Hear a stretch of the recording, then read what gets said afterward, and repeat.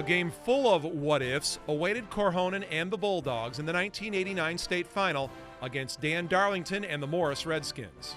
Well, what I remember the most about it was the Chicago papers had touted them as the best team ever in the state of Illinois. People in the paper were saying it'd be a 5-touchdown game.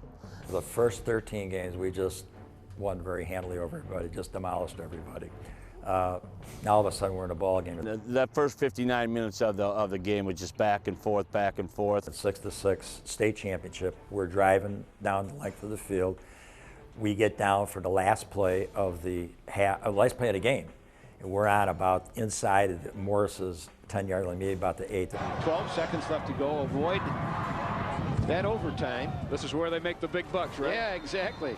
It was windy that night. I remember now. It was blowing from one end to the other. It was a 40-mile-an-hour wind blowing. Might have been, I could exaggerate, say, but it was a 40-mile-an-hour wind. They had a big tight end. I can't recall his name, but he ran a flag pattern to the corner of the end zone. And John Rakowski was a great quarterback for us. Goes back to pass. And it's coming right down here. 7 seconds left. Second down and 15 back of the 20. Rakowski. My goal was to drop back, throw it up as deep and as far as I could with the hopes of one of our receivers coming down with it. And he sees Johnny Newton in the end zone. He throws this transcontinental across the way. Well, it gets hung up on the wind. It becomes a wounded duck. It most certainly got caught up in the wind. It most certainly was a wounded duck. And unfortunately, it was intercepted. Rakowski.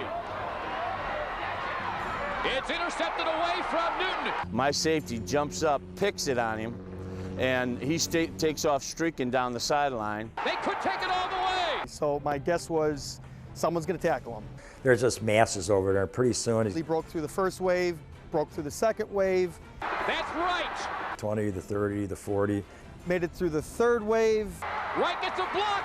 The 50, the 40. All of a sudden, it boils down to about 2 or 3 people. He could go. Before I knew it, it was me and our tailback, Arthur Russell, chasing him down.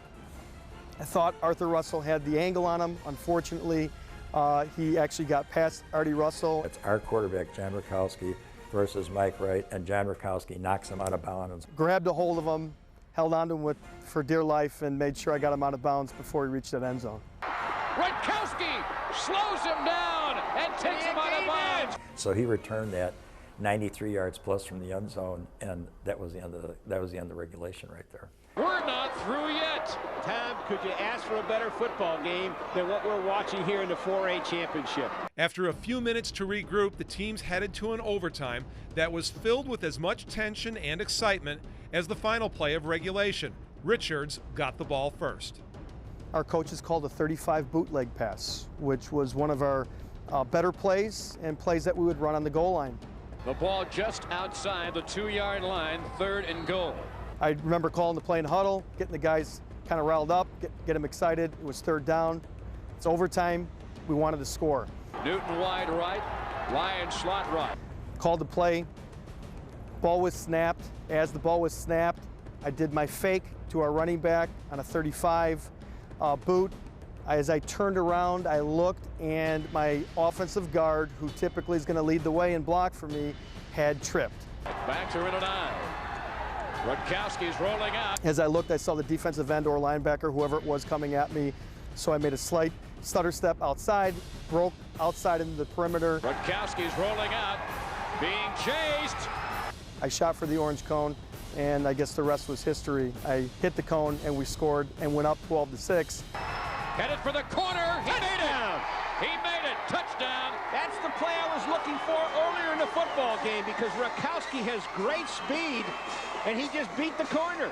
Now it was time for the Redskins to do what they did best, play some smash-mouth football. But something unusual happened on the way to the end zone. We go power eye left. We got our whole team on the left side of the ball. And I got Nazar Bafteria, our running back, and I'm going to run him off tackle to the left. Richards doesn't even move. They stay in their base defense. They got 2 guys over here. I got 6. Power eye backfield for Morris. One of their linemen jumps offside. Penalty markers thrown. Somebody was across the neutral zone. Now it goes back to 1st and 15. I call timeout. I go out there. Look, they're going to throw the ball.